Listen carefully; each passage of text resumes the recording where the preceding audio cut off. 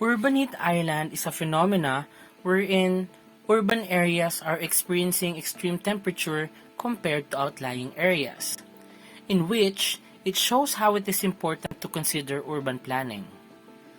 Local climate zone mapping is considered to be part of urban planning such that urban planners can utilize LCZ maps to identify areas that are prone to heat accumulation caused by urban heat island. Also, design climate resilient materials or infrastructures and aid the planners in understanding urban developments. Local climate zone is the region where industrial activities are observed. Back in 2012, Stewart and Ockett developed a local climate zone map generator to observe and characterize the physical nature of cities and its local climatic conditions, since it does not have a universal approach. The local climate zone map consists of 17 classifications.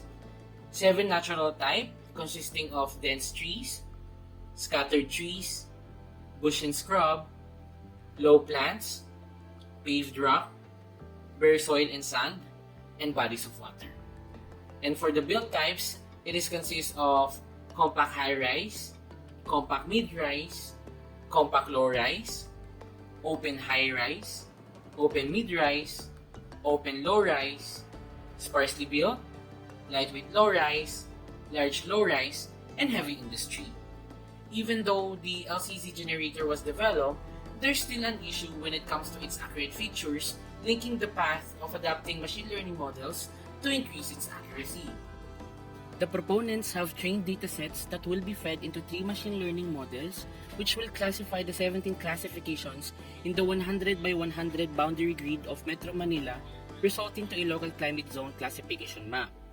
This will also determine what machine learning model is compatible to the dataset created by the proponents, as it produces accuracy percentage per classifier.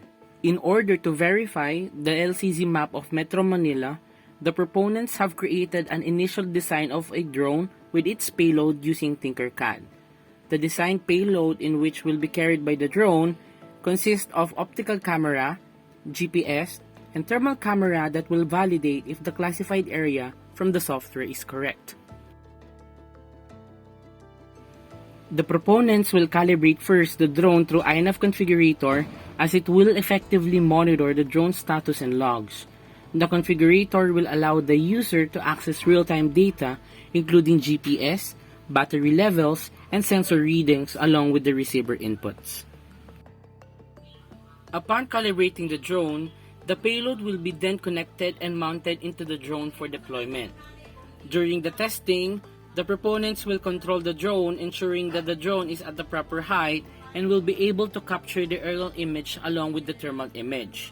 The proponents have modified the controller of the drone, wherein there is an allotted button in which, if it's clicked, it will trigger the optical and thermal camera to capture an image that will be directly stored in the SD card inserted into the microcontroller and into the camera itself.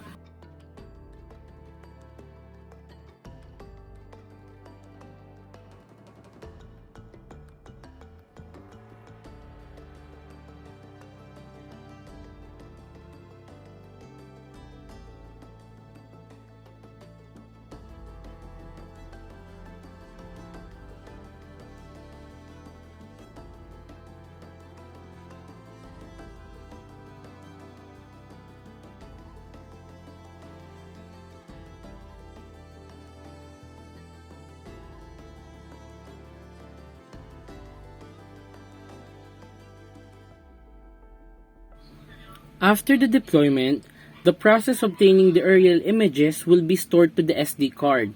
The process of obtaining the thermal images will revolve around the system of Raspberry Pi.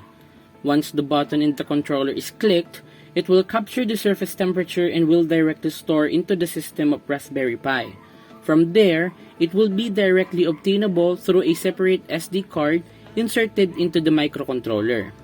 It will be then validated by the proponents through a visual inspection of the image and the generated LCZ map along with its LST, or the land surface temperature.